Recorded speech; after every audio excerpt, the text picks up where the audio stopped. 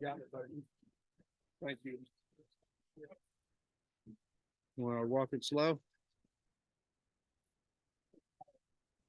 Yeah, power walk.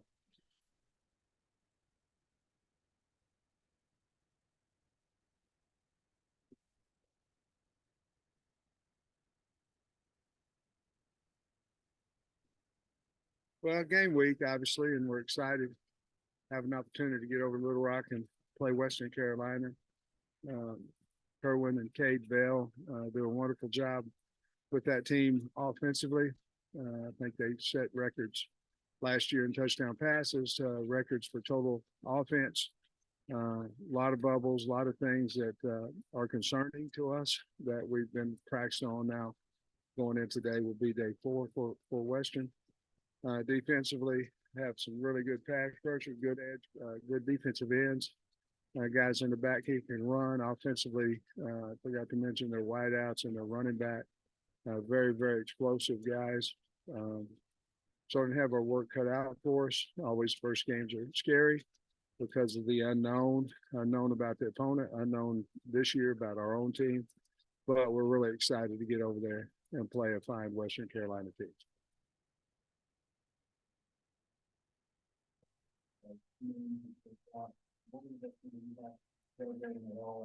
No, no, I'm not worried about tailgate. I can tell you that.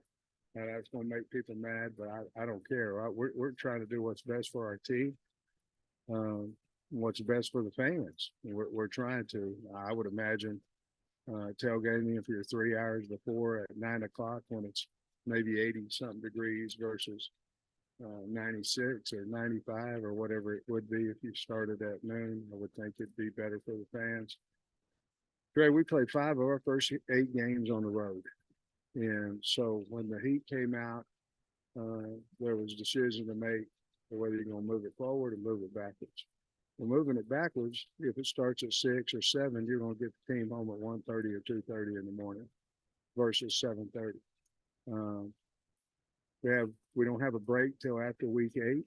Obviously, you guys know we have a 4 games spread there on the road, and 5 of our first 8. It just made no sense to me to move it back and get our kids back here at 1:32, 2:30 in the morning for a game where we could move it up.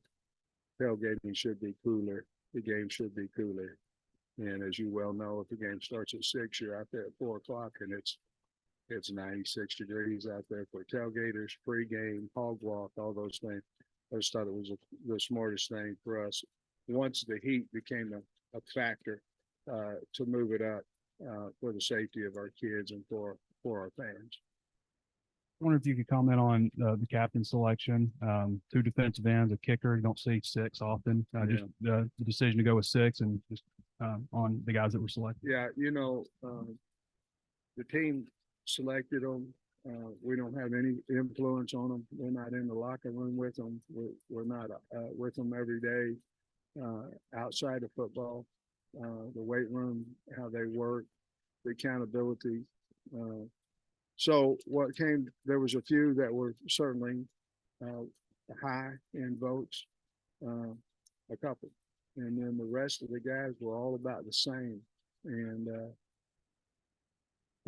so we decided to go with 6 this year. I think we've gone maybe 5 one year, I think, maybe. And but it was so close that I didn't want to have to be the guy who made the decision on one vote here or there, whether you couldn't become a captain or not. So we decided to go with 6. I thought it was really good. We have good leadership on our team, and that was basically because of the voting. That's why we decided, because of closeness of the votes. That's why I decided to go ahead and go with 6. Pleased with how everything went in the mock game on Friday. Yeah, I was, and it's really just a substitution, and then obviously how we do Fridays and Saturdays. I thought it went well. We caught balls. We had a 10-minute period of pat and go with both DBs, linebackers, and then of course a wide out, all skill position. And then we stayed and caught kicks and punts. And well, we kicked live. We did not cover live, but we did kick live kickoffs, punts, and things during that time as well. We punted the ball really well, kicked off, field goals, kicked well. So I was really pleased with what we got accomplished. Yes. And, a lot of oars here with the starters on the depth chart. Maybe could you just walk through some of that, or you feel okay with all that? I do. I mean, because in all honesty, we really don't know who's going to run out with the ones. If they're an or, we know they're going to play a lot of ball for us. But um, in all honesty, we haven't decided who's going to run out there. Now we've decided what positions and all that, but there's a few of them that either via injury, are they going to be back in time for Saturday's game? Maybe it is, with moving some kids, like Snacks has moved from Hog to Corner to, where Jaden Johnson and Hudson Clark are. Very, very close battle right there. So we really don't know today exactly in some of those positions who we're going to run out there with the ones yet. But we know that group that if they're an or, we trust them, and they're going to play a lot of football. Who runs out there first? Probably in most cases has been decided, if not. In a year becoming a head coach here, you had three things happen: COVID, transfer portal, NIL, all hit. And I'm just wondering, how did you deal with all that? As a head coach, when all three of those hit you in one short span, and there's no booklet on how to get prepared for that kind of stuff. I rely on my staff, until we talk it out. I'm not quick with decisions. I try to take my time and think about it. Always it's what's best for the kids. But my biggest concern in all that was separation of the team. NIL was a separation of the team. Portal, to be honest with you, was a separation of the team. COVID, not necessarily, but it did separate you from the team. So, culture to me is a big thing. And the two hottest topics of separating the team, the culture is NIL and certainly the portal. So I've changed. I've made mistakes. I've changed in the fact that, we tell the kids we don't want anybody to go in the portal. And, before we just never really addressed it until they came into my office. But now, if we've signed them, we don't want them to leave. And so I think that's helped our culture a little bit. The NIL is certainly something that, if somebody making this much money and somebody else isn't, certainly there's a possibility of separation. But we don't seem to have too big of a problem with it right now. Your transfer portal numbers going into the season and how you felt like you really hit on transfer portal guys. Do you have any worries that when you add that many, that there could be issues in the locker room or just anything like that when you're dealing with that many?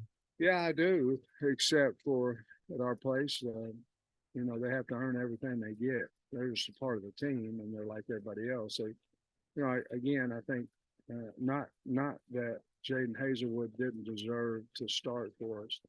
He didn't earn the right to start the first day of spring practice. He made a mistake.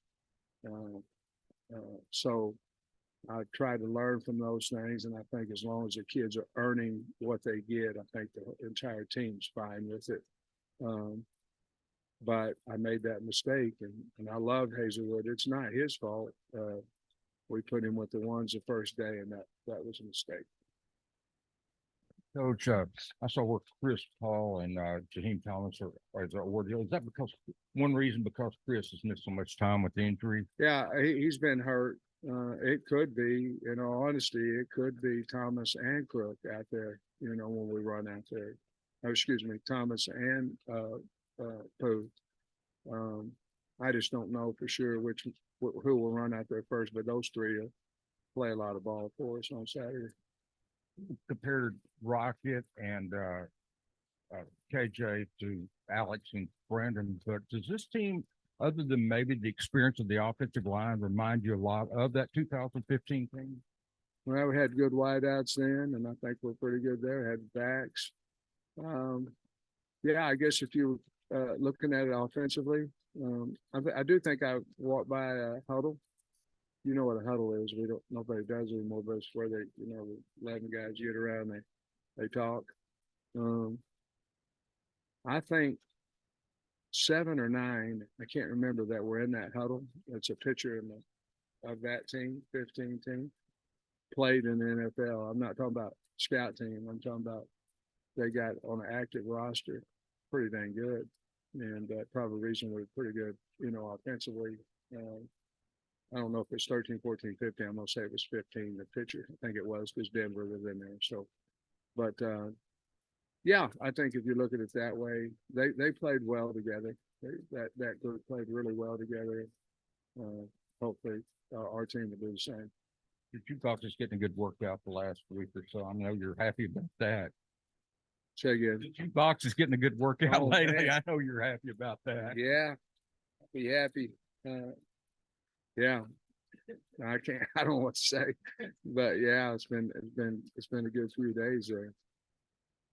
Coach, do you have an update on Jaden Wilson, and how confident are you that he might be able to play on Saturday? I'm confident he'll play. He's healing up. I'm confident he'll play. Greer wasn't on the depth chart. Is that a matter of his status? Like, is he not gonna be Yeah, able to play? it's a matter of if is he going to be healthy enough to play.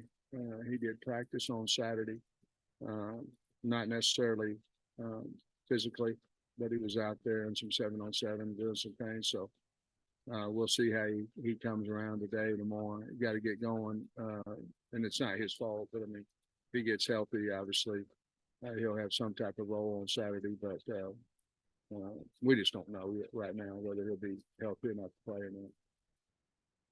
The determining factor will be, deciding between Chambly and Manuel run out there first. Dev had that spot.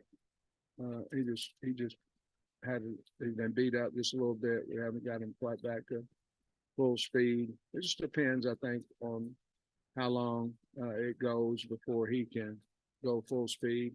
If it gets to midweek, I don't think there is a decision. I think Chambly's earned that right. If it's today and things like that, we'll just see who plays better over the next few days. Hi, Coach. I'm wondering if you've reflected at all on what your personal goals are for this year and the season as a whole. Well, I want to play our best ball. There's some things that are concerning. It's how we played against non-logo schools, and I put us in that too. Whenever we start talking about the LSU's and the Alabamas and all that, we kind of obviously we love the Razorback, but the guys that are in the top 10 every year in recruiting. So we haven't played well. We didn't play well against Missouri State last year. Obviously, Liberty. Even 2 years ago, Georgia Southern. I think they had us on the ropes out here until we woke up a little bit. Rice, not Georgia Southern necessarily, but Rice. So that's a concern. We talk a lot about we're not playing opponents. We're trying to play our best ball, and we've got to get back to that physicality and playing our hearts out every week, whomever we play. Goal-wise, if we could do that, I think wins and losses will take care of itself. Though I do think we have a talented team. Sam noticed Isaiah was the #1 returner and kick returner. Just wondering what all went into that. Well, I mean, he was the most consistent back there. Obviously, we believe in Bryce, and things of that nature, but he was the most consistent catching the football on a kickoff. He returned one Saturday ago for a touchdown on kickoff. So we're going to let him have it and see what he does. But he's very talented. The other guys are too, but you only have one. So like quarterback back there, you only have one. You try to pick the best one and let it go. So that's why we decided to just as consistency in practice. Coach, you got 5 tight ends listed on the depth chart. Are you expecting, all 5 of them to play significant snaps on Saturday? I think right now, at least 4 of them, will play significant minutes. Is he's probably number 1 on that list, and then the other guys are really good players. They exceed in different things. Probably Has right now is probably the most, run, catching and blocking, probably the most consistent there. But we believe in, 4 or 5 of them. I expect them to play. Plan on Friday. You flying down and you're planning on coming back? No, we're busing down and back, especially with the game being moved up, we could get back by maybe 7:30, which would be a good time. Again, I'm concerned about, 8 games in a row. And I tell you this too, you may or may not think about this, but you do if you go out to practice every day. This air conditioning getting fixed in the indoor was huge. I mean, huge, because you get into week 5 and it's hot, and you've just played a pretty brutal schedule. You're going through it, and I remember when we won 9 games, we had to cut some reps and different things like that. And I don't think that's really good for anybody. We had to do it because of the heat. So hope that answers your question. Finalized both of them, maybe we can do. They are. Both of them, yeah. What have you learned from openers that maybe you, I don't know, didn't expect, or something to Yeah. change your mindset? The faster something you gotta watch start, out the first year, I just tried to figure out how to use the headset, to be honest with you. I wore it at practice, but I mean, I was so nervous, man. The year we played Georgia, I was over there, and hey, you guys here? Are you on? Are you on? Oh, you're on defense. Oh, I was trying to get the offense and stuff. And no, I make light about it, but everything when you first get started is so brand new, and you're concerned about, penalties and do you take it, do you not, 2-minute, all those type things. And as you practice it more and you do it more, you become hopefully a little better at it. But I've learned a lot of those type things, and it takes the stress out of it a little bit now. I feel a little bit more confident about everything. And you referenced Kerwin Bell at the top. Have y'all crossed paths? Do you know him much or anything? I know of him, because of his career, playing, everything. And but you throw on the tape now, they're scary on offense, and they got a really good defense as well. I don't mean to slight that, but offensively, they've set records, and I like to throw that bubble, and like to run that stretch play, and they're good at it. Is it important to get outside this week? Because I think you ran in all last week. We were until Friday night, and Saturday we got out. We're gonna be out all week, probably until Thursday. We'll probably go in Thursday.